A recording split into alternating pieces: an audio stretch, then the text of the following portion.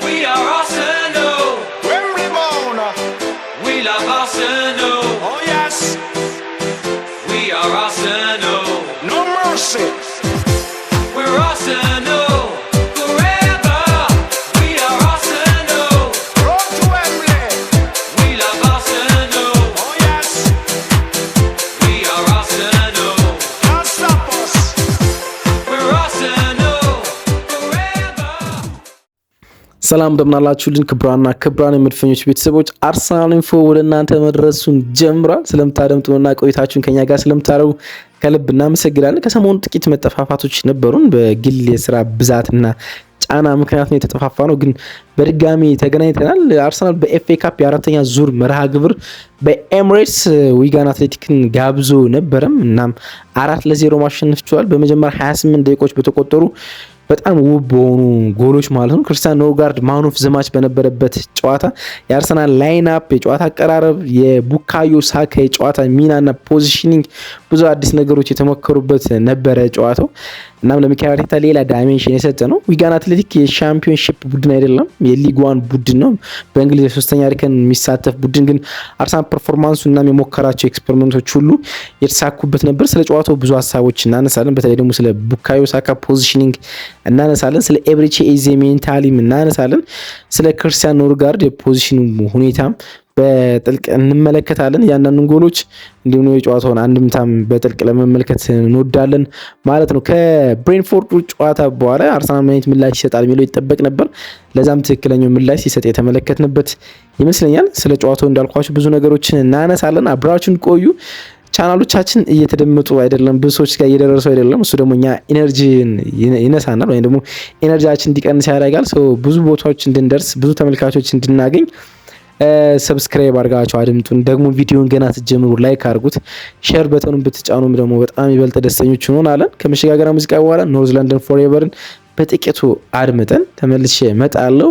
የኤፍኤ ካፕ የአምስተኛ ዙር ጨዋታዎች እንመለከታለን።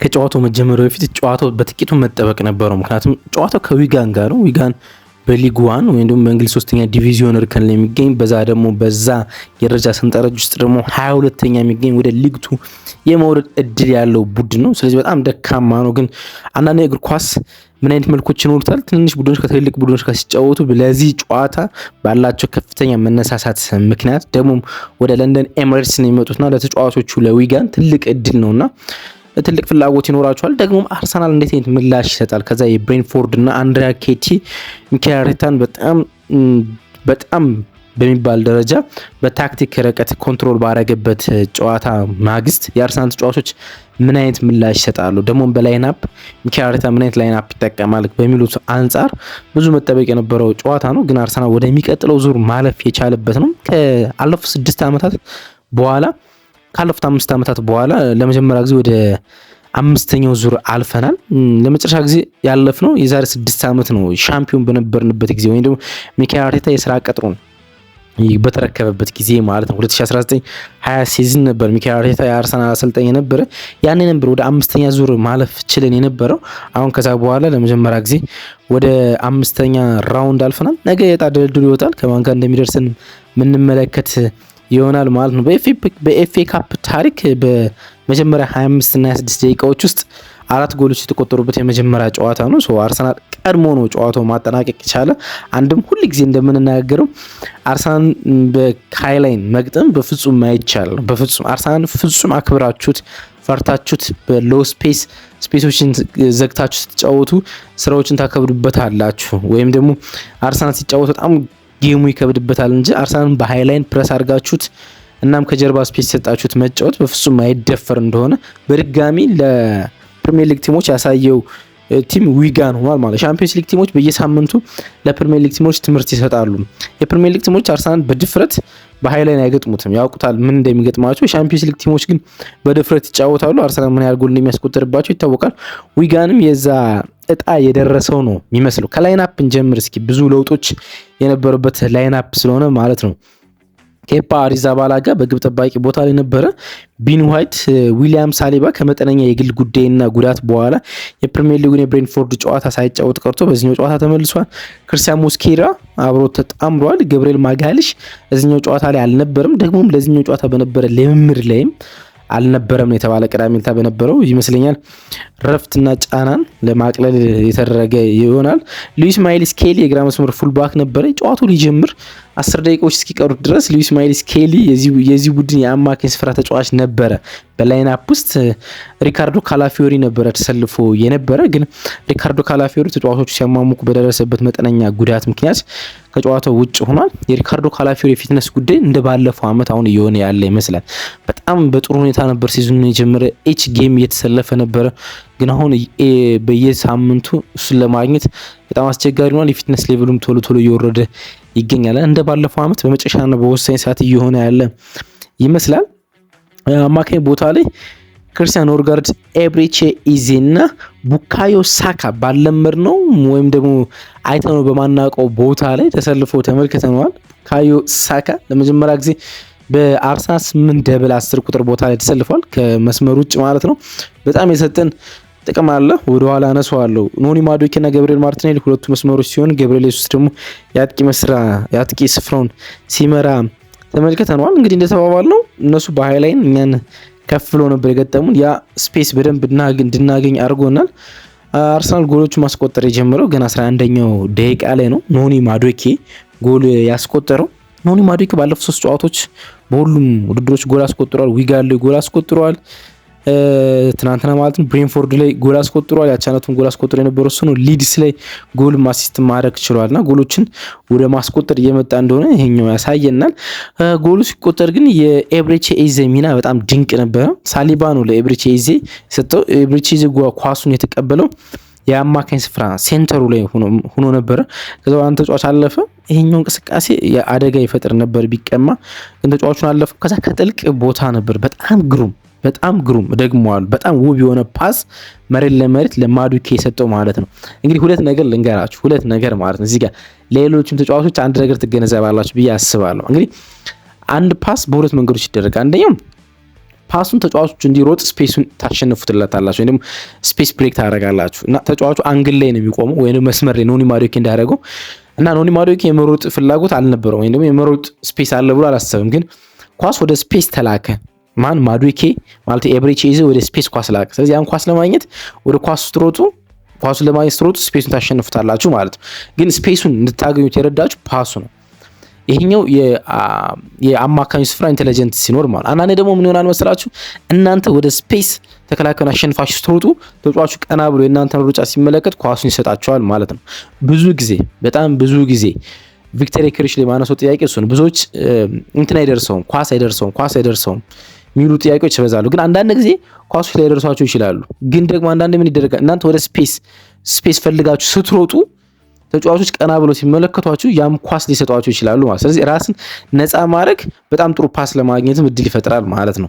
አንዳንዴ ፓሱ እናንተ እንድትሮጡ ያደርጋቸዋል፣ አንዳንዴም የእናንተ ሩጫ ፓስ እንድታገኙ ያደርጋቸዋል ማለት ነው። ግን ይሄኛው ከኖኒ ማዱኬ በላይ የኤብሬቼ ኢዜ ወደ ስፔስ የተላከና ብሬክ ስሩ ፓስ በጣም ድንቅ እንደሆነ ተመለከትን። የጎል ከተቆጠረ ከጥቂት ደቂቆች በኋላ የጋቢ ማርቲኔሊን ሌላ በጣም ግሩም ጎል ተመለከትን ማለት ነው። ይሄኛውም ጎል ኤብሬቼ ኢዜ ነው የሰጠው። ሳሊባ ከኖርጋርድ ጋር ተጫወቱ፣ ባክ ፓስ በርስ የተጫወቱ። ከዛ በኋላ ሳሊባ ከኖርጋርድ መልሶ የተቀበለውን ሪቨርስ ፓስ ለኤብሬቼ ኢዜ ሰጠው።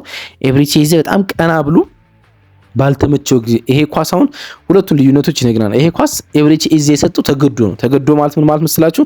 ፖዚቲቭሊ የምትመለከቱት እስኪ ኦልሬዲ ማርቲኔሊ ወደ ስፔስ ሮጧል። ስለዚህ ቀና ብሎ ሲመለከተው እየሮጠ ነው፣ ስፔስ አሸንፏል፣ ክፍት ቦታ እንዳገኘ ተመልክቷል። ከዛ በማይመቸው እግሩ በግራ እግሩ ስፔስ ላገኘው ተጫዋች ማን ሰጠው? ኤብሬቼ ኢዜ ሰጠው ማለት ነው። ቅድም ስፔሱን ያሸነፈው ኤብሬቼ በፓሱ ነበር። አሁን ግን ስፔሱን ያሸነፈው ወይም ደግሞ ስፔሱን ያገኘው ገብርኤል ማርቲኔሊ ነው። ስለዚህ ፓሱን ሰጠው ማለት ነውና እንደዚህ አይነት ሩጫዎች ነው ቪክተር ዮኬሬሽ ማድረግ ያለበት።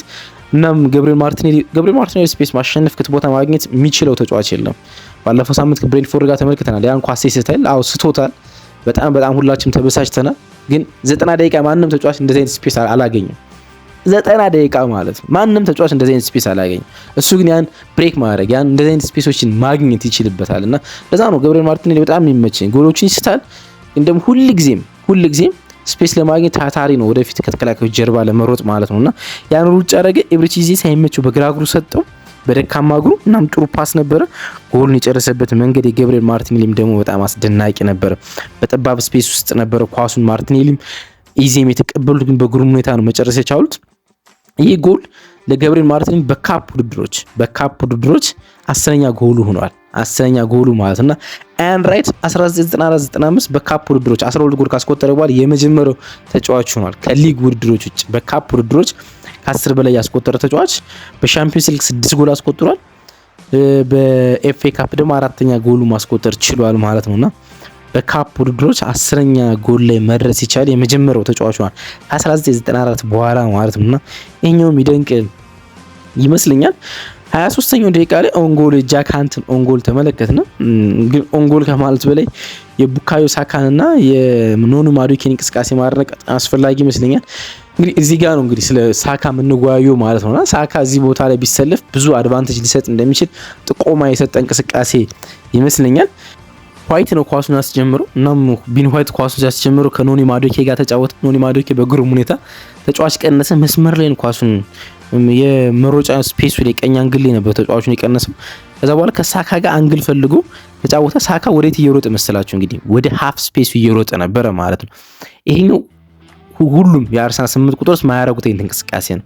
ለምሳሌ ዋናው 8 ቁጥራችን በዚህ ቦታ ላይ ዘ ካፒቴን ማርቲን ኦዲጋርድ እዚህ ቦታ ላይ ሲጫወት ሁሌም ከኋላ ነው ኳስ የሚጫወተው። ሁሌም ከቢልድ አፕ ስለሚመጣ ሌቱ ነው ወደ ቦክስ ስለሚገባ ከኋላ ነው ኳስ የሚቀበለው። ሁለቱ ሌሎቹ ግራግሮቹ ሁለቱም ሚካኤል ሜሪኖ የሚሆን ከያበር ደግሞ ኳስ የሚቀበሉት ወደ ሳጥን ገብተው ነው ጎሉን ለማሸነፍ ማለት። ግን የሳካ አይነት ተጫዋች ምን ያደርጋል መስላችሁ? ወደ ሃፍ ስፔሱ ሮጠ። ሃፍ ስፔሱ ላይ ሊንክ ፈጠረለት ለኖኒ ማዱኬ። እናም ኳሱን ይዞት ራሱ ወደ ሳጥን ገባ። በቀኝ እግሩ ሴንት ከት ፓስ አደረገ ለማርቲኔሊ ነበር ኳሱን የሰጠው። ማርቲኔሊ ኳሱን ሳይደርስበት ቀረ። ጃካንት ማርቲኔሊ ኳሱን በጥቂቱም ነክቶታል። እርግጥ ጃካንት ከራሱ ጎል ላይ ማስቆጠር ቻለ ማለት ነውና የሳካ የኛው እንቅስቃሴ ከኖኒ ማዱኬ ጋር መሰለፍ እንደሚችል በደንብ የሚያሳይና በቀኝ አንግሉ ስለሚሰለፉ የተቃራኒ ቡድን ተጫዋቾች ራስ ምታት መሆን እንደሚችል በደንብ የተመለከትንበት ጎል እንደሆነ ማስተዋል ይቻላል። አርሰናል አራተኛው ጎል የተቆጠረው በገብርኤል ኢየሱስ ነው። ክርስቲያን ኖርጋርድን ኳሱን ያስቀበለው ከሳሊባ ጋር ክርስቲያን ኖርጋርድ ኳሱን ተቀባበሉት። በጣም ቆንጆ እንቅስቃሴ ነበረ ያደረጉት። ከዛ በኋላ ክርስቲያን ኖርጋርድ በጣም ከጥልቅ ለገብርኤል ኢየሱስ ኳሱን ሰጥቶ ገብርኤል ኢየሱስ ከዚህ ተከላካዩ ጀርባ እንዴት እንደቆሙ የሚያሳይ ይመስለኛል። ዊጋኖች የተከላካይ መስመር ተጫዋቾች እንዴት እንደቆሙና አርሰናል ደፍረው ሊገጥሙ እንደፈለጉ የሚያሳየው እንቅስቃሴ ይሄኛው ነው በደንብ ማለት ነው። እናም ከጀርባቸው ኳሱን ክርስቲያን ኖርጋርድ ጣለው። ያን ኳስ ገብርኤል ኢየሱስ ኮንትሮል አደረገው። ተረጋግቶ ጎሉን አገኘው። ቦታዬ የበረኛውን አቋቋም ተመለከተ። በቺፕ ኳሱን ማስቆጠር ቻለ ማለትና ይሄኛውም ግሩም እንቅስቃሴ የነበረበት ነው። ገብርኤል ኢየሱስም ጎል ማግኘት ችሏል ማለት ነውና አርሰናል ከዚህ በኋላ ጎል አላገኘም። ይሄኛው ጎል እንደተቆጠረ ወዲያውኑ አደጋው በጣም ከፍተኛ እንደሆነ አርሰናል በጣም ብዙ ጎል ሊያስቆጠር እንደሚችል የተገነዘቡት ዊጋኖች ቅያሬዎች ማድረግ ጀምሩ። አንደኛው ስሚዝ ገባ። የቀድሞ የአርሰናል የቀድሞ አይደለም በቅርብ ባለፈው ዓመት መሰለኝ ከሄሊንድ ተመርቆ አርሰናል የሸጠው ማለት ነው። ስሚዝ ገባ። እናም የዲፌንሳቸውን ወደኋላ በደንብ በሚባል ደረጃ አጠበቡት። እናም ለአርሰናል ስፔስ መከልከል ጀመሩና ለአርሰናል ስፔስ የከለከሉት ምንድነው? ምንም ጥያቄ በሌለው መንገድ አደጋዎችን ወይም ከአራት ጎሎች በላይ ዳሜጁን ለመቀነስ ነው። አርሰናል ከሰከንድ ሃፍ ሲመለስ ቅያሬዎችን አረገ። ቪክተር ኬሬሽ ገባ፣ ሳካ ወጣ። የሳካ መውጣት የአርሰናል 8 ቁጥር ፖዚሽን ላይ ተጫዋች እንዳይኖር አረገውና የአርሰናል አስተላለፍ ወደ 3-4-3 ወደ 4-4-2 አይነት ሼፕ ሲቀየር ተመለከተ ነው። ፍሉዲቲ ስለነበረው በሁለቱም መንገድ ነው ሲቀየር የነበረው። ሳካ ስለወጣ አንደኛው 8 ቁጥር ስለወጣ ኤብሪቺዜ ከክርስቲያን ኖርጋርድ ጋር ሆኑና ገብርኤል ኢየሱስና እንዲሁም ደግሞ ቪክተር ኬሬሽ አንድ ላይ ሆኑ። ግን ገብርኤል ኢየሱስ ወደ 8 ቁጥር እያዘነበለ ወደ 10 ቁጥር እያዘነበለ ሲጫወት ተመለከት ነው። ቪክተር ኬሬሽ ጎል እንዳስቆጥርና ሜንታሊውን ከፍ ለማድረግ የተሞከረ ይመስለኛል በሚካኤል አርቴታ። ይሄኛው ቅያሬ ግን አልተሳካም፣ ጎል አላገኘም። 61ኛው ደቂቃ ላይ ማርሊ ሳልሞን ተቀይሮ ገባ በዊሊያም ሳሊባ። የጨዋታ እድል ከመስጠት አንጻር ነው። የ17 ዓመት ተከላካይ ገባ የማል ተከላካይ ቦታ ላይ 10 ደቂቃዎችን 20 ደቂቃዎችን እዛ ቦታ ላይ ከተጫወተ በኋላ ትሮሳርድም በማዱኬ ተቀይሮ ገብቷል እና የትሮሳርድ መቀየር ገብርኤል ማርቲኔሊ ወደ ቀኝ እንዲያዘነብል አድርጎታል። ቢን ዋይት ጥቂት መጠነኛ ጉዳት አጋጠመውና ወጣ። ዙቢሚንዲ ገባ። ዙቢሚንዲ መግባቱን ተከትሎ የአማካኝ ስፍራ ላይ ክርስቲያን ኖርጋርድ የመሀል ተከላካይ ሆነ፣ የቀኝ መስመር ተከላካይ ደግሞ ማርሊ ሳልሞን ሆነ ማለት ነው። እና 20 ደቂቃዎችን የመሀል ተከላካይ ሆኖ ከተጫወተ በኋላ የመጨረሻ 10 ደቂቃዎችን ደግሞ ፉልባክ ሆኖ ማርሊ ሳልሞን የተጫወተው። ከጨዋታው መጠናቀቅ በኋላ በኢንስታግራም ቢን ዋይት ጉዳት እንደሌለበት መናገር ችሏል። ይሄኛው መልካም ነው። ምክንያቱም አርቴታ ከጨዋታው መጠናቀቅ በኋላ የሪካርዶ ካላፊዮሪም የቢን ዋይት ጉዳት መጠነኛ ይመስለኛል ግን መመልከት አለብን ብሏል። ቢን ዋይት ጉዳት እንደሌለበት መግለጽ ይችላል። 87ኛው ደቂቃ ላይ የጨዋታ ድል ከመስጠት እና በዚህ ማሊያ ውስጥ ጨዋታ ማድረጉን እንዲያስታውስ ብቻ የተደረገ ቅያሬ የተደረገ ቶሚ ስቴርፎርድ ወጥቶ ኬፓ አሪዛባላጋ ወጥቶ ቶሚ ስቴርፎርድ የአርሰናል ሶስተኛው ግብ ጠባቂ ገባ። ወጣቱ 19 ዓመቱ ነው የሚገኙ እንግሊዛዊ ነውና በአርሰናል ማሊያ ጨዋታዎች እንዲያደርግ የተደረገ ኬፓ ሲቀየርና ቶሚ ሲገባ ያሳየው የደስታ ስሜትና ለቶሚ የተሰጠው የጨዋታ ድል እንዴት እንዳስደሰተው ስትመለከቱ ኬፓ ለዚህ ቡድን ሜንታሊ እንዴት ወይም ደግሞ የቡድን ስራ ላይ እንዴት አይነት ቤንች ቢሆንም አመቱን ሙሉ ዋና ውድድር ሻምፒዮንስ ሊግ እና እንዲሁም ደግሞ በኤፍኤ ካፕ በፕሪሚየር ሊግ ጨዋታዎች ባይሰለፍም ለቡድኑ የሚሰጠው ግልጋሎት ከፍተኛ እንደሆነ የተመለከትንበት ነው። አርሰናል በኤፍኤ ካፕ ወደ 5ኛ ዙር ማረፍ ችሏል። በመጀመሪያ ደቂቃዎች ባስቆጠራቸው ጎሎች ማለት ሰከንድ ሃፍ በጣም ስሎ የነበረ ጎል ነው። ኤቤቺዜ አንድ ሁለት አጋጣሚዎች ላይ ጎሎች ለመፍጠር ሲሞክር ተመልክተነዋል። ፔናልቲ መስል ኢንሲደንት ነበረ። በአንድ አጋጣሚ ገብርኤል ማርቲኔሊ ከቪክተር ዮኬሬሽ ጋር መጫወት የነበረበት ኳስ ተመልክተናል። ከቦክስ ውጭ የተመቱ አንድ ሁለት አጋጣሚዎች አሉ። ከዛ ውጭ ጠንካራ የሚባሉ ሙከሮችን አልተመለከትንም። ሰከንድ ሃፍ እንዲህ በጣም የተረጋጋ ነው የፕሪሚየር ሊግ ጨዋታ የሚመስል ነበረ። እናም ጨዋታው በዛ መንገድ ተጠናቀቀ። አርሰናል ወደሚቀጥለው ዙር አለፈ። ሮብ የፕሪሚየር ሊግ ጨዋታ እናከናውናለን። ብቻችን ነው የምናከናውነው። ብቻችን ማለት ምንም አይነት የፕሪሚየር ሊግ ስኬጁል የለም። እኛ ብቻ የምንጫወተው የ31ኛ ሳምንት መርሃ ግብር ነው። ይሄኛው መርሃ ግብር ሲቲ ለምን እንደማይጫወት ግልጽ አልሆነልኝም። በፍጹም ግልጽ አልሆነልኝም ሲቲ ለምን እንደማይጫወት ቢኮዝ ይሄኛው የ31ኛ ሳምንት ጨዋታ የካራባኦ ካፕ የፍጻሜ ጨዋታ በምናከናወንበት ቀን የፕሪሚየር ሊግ ጨዋታ ስለማናከናውን ቀድሞ የመጣ መርሃ ግብር ነው። ለኛ በዚህኛው ሰዓት መጫወታችን ጥሩ ነው። ሻምፒዮንስ ሊግ ጨዋታዎች ከመምጣታቸው በፊት ይረዳናል በደንብ ቀድመን ሎድ ከመቀነስ አንጻር ማለት ነው። እናም ጨዋታውን አርሰናል ያከናውናል። ምሽት 5 ሰዓት ከወልቭስ ጋር ጨዋታውን እናከናውናለን። ከዛ በኋላ በሳምንቱ መጨረሻ ደግሞ ከቶተንሃም ስፐር ጋር ኢጎር ቲዶርን አሰልጣኝ አድርጎ ከቀጠረው ስፐርስ ጋር እንጫወታለን። ቶማስ ፍራንክን አሰናብተው ማለት ነው እንጫወታለን። ሲቲ ከኛ ጋር የካራባኦ ካፕ የፍጻሜ ጨዋታ አለበት። እናም ከፓላስ ጋር ነው ዛን የሚጫወተው እና ፖስትፖን ተደርጓል። ግን በመቼ እንደሚጫወት ለሲቲ አልተነገረውም ወይም ደግሞ ስኬጁል አልተዘጋጀለትም። ያ ግን የ31ኛ ሳምንት ጨዋታችን ቀድመን እንጫወታለን። እናም የነጥብ ስም ልዩነቱን ሲቲ አንድ ጨዋታ እየቀረውን ቢሆን ለማስፋት የሚረዳን መርሃ ግብር እናከናውናለን ማለት ነው። ተመልሰናል። በጣም ቆንጆ ጨዋታ እንደነበረ ማንሳት ይቻላል። ይህን ጨዋታ ተመልክታችሁ ከሆነ ተዝናንታችሁበታል ብዬ አስባለሁ። ባይ ወዳችኋለሁ። ተመልሰናል።